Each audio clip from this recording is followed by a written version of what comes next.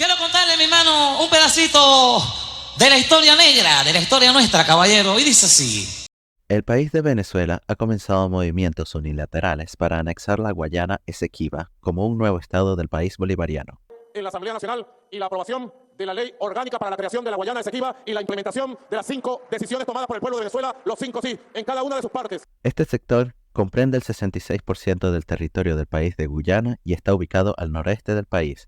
Es un área de gran valor estratégico debido a su vasta dotación de recursos naturales, como diamantes y oro, entre otros. Sin embargo, su mayor activo ahora mismo son las extensas reservas de petróleo y gas que se encuentran en el Mar Caribe, en un gran bloque de crudo conocido como Stabroek, el cual tiene una extensión de 25.000 kilómetros cuadrados y posee reservas estimadas de 8.000 millones de barriles de petróleo, por lo que sería posible extraer alrededor de 800.000 barriles diarios de los 16 pozos petrolíferos de la zona. El dilema se centra en la disputa territorial. Venezuela alega que este territorio es suyo legítimamente, e históricamente tienen motivos para tal reclamo, el cual analizaremos en unos momentos.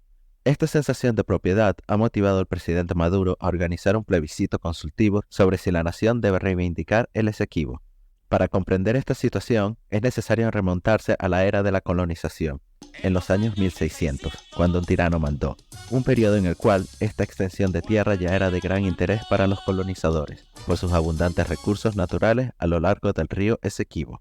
Durante los siglos XV y XVII, esta zona fue un punto de interés para diversas potencias. Primero, el Imperio Español ejercía control sobre la región que hoy es Venezuela, mientras que los Países Bajos dominaban Guayana y Esequibo, con los portugueses expandiéndose al sur, sobre el área del Amazonas.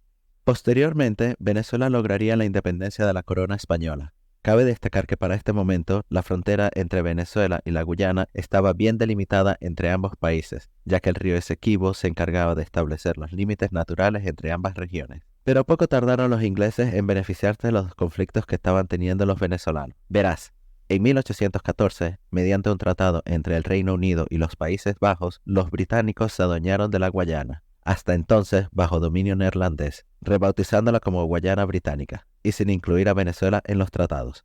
Vamos, que les robaron la tierra y no los invitaron a las negociaciones. No suena muy justo, la verdad. Pero los ingleses no se detuvieron allí, y después de descubrirse la cantidad de oro y diamantes, que eran los recursos naturales más valiosos para la época, en un juego de estrategia territorial, el Reino Unido, que era el imperio dominante para aquel momento, fueron ellos los que decidieron que Robert Herman Schomburgk realizara en 1840 una expedición en la región y trazara una frontera más occidental del territorio colonial de la Guayana. Así se establecería la silueta actual del país, con lo que se denominaría como la línea de Schomburgk, una demarcación fronteriza que requirió 3 revisiones durante los años, debido a la expansión unilateral británica. Obviamente todo esto sin consultarlos con los venezolanos, sus actuales propietarios. Las tácticas británicas incluyeron maniobras que desafiaban los acuerdos establecidos, logrando así extender su territorio más allá de la frontera definida, con Venezuela extendiéndose sobre las áreas donde se encontraban yacimientos de oro. Quizás suena poco, pero esto representó 160.000 kilómetros cuadrados de tierra extra robada a los venezolanos, lo que representa la razón principal de este conflicto. En 1841, Venezuela presentó una propuesta formal a nivel internacional, cuestionando las acciones británicas que contravenían los tratados existentes. La tensión escaló hasta 1876, cuando Venezuela decidió cortar relaciones diplomáticas con Londres, que era el imperio dominante de la época, y buscó apoyo en una potencia naciente de América, los Estados Unidos, el cual accedería a negociar en nombre de Venezuela en el evento conocido como el Laudo de París, que en principio parecía una buena idea, pero terminó siendo una muy mala decisión por parte de Venezuela. Para entender esto, vamos a analizar lo que fue el Laudo de París, que el 3 de octubre de 1899 fue la sentencia emitida por un tribunal arbitral reunido en París, creado 2 años antes, en el cual los Estados Unidos, en representación de Venezuela, por una parte, y el Reino Unido, como propietario de la colonia de Guayana Británica, lo que viene a ser la actual República Cooperativa de Guayana, por otro lado, habían convenido someter a arbitraje internacional la disputa sobre la frontera, al oeste de la colonia británica y el este de la independiente Venezuela, como mecanismo de solución amistosa al diferendo territorial. La posición venezolana partía de que la frontera debía ser línea media del río Esequibo en virtud del principio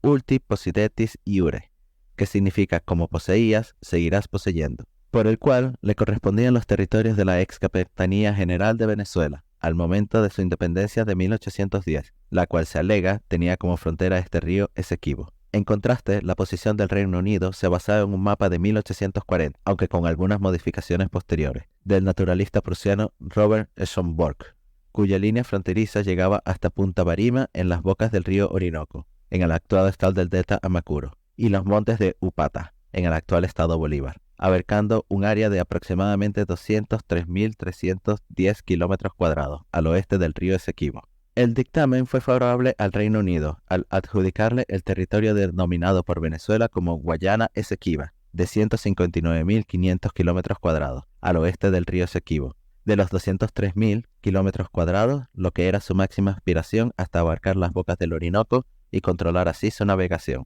La resolución del Laudo de París se percibió como una maniobra dudosa, donde Estados Unidos cedió ante la influencia británica por intereses comunes. Como resultado, Venezuela rechazó este acuerdo y continuó reivindicando el Esequibo como parte de su territorio nacional, con la prensa venezolana de la época manifestándose de manera vigorosa y el presidente venezolano, Ignacio Andrade, protestando públicamente. Sin embargo, la situación de inestabilidad y crisis en Venezuela en ese momento limitó su capacidad de responder eficazmente a lo que consideraba una injusticia.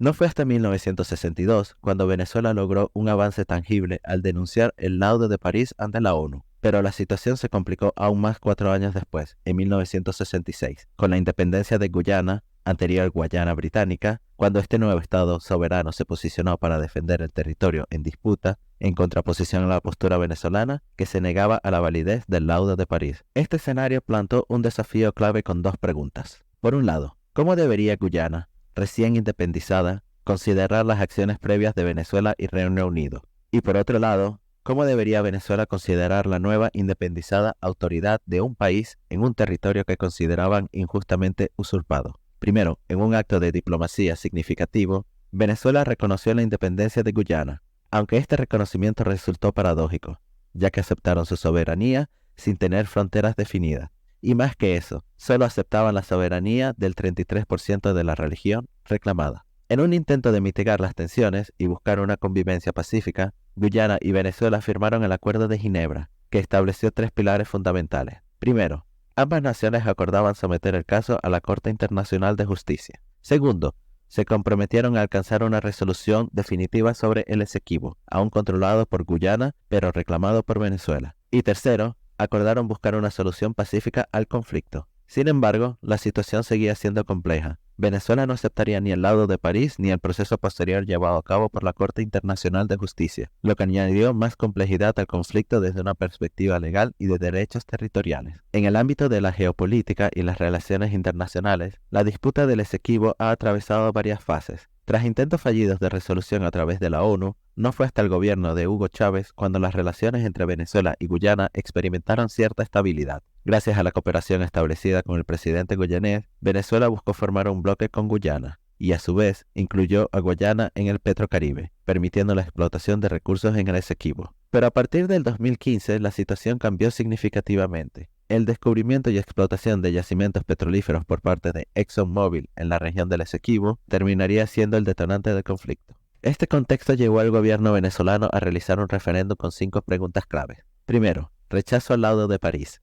Segundo, apoyo al Acuerdo de Ginebra. Tercero, desacuerdo con la posición de la Corte Internacional.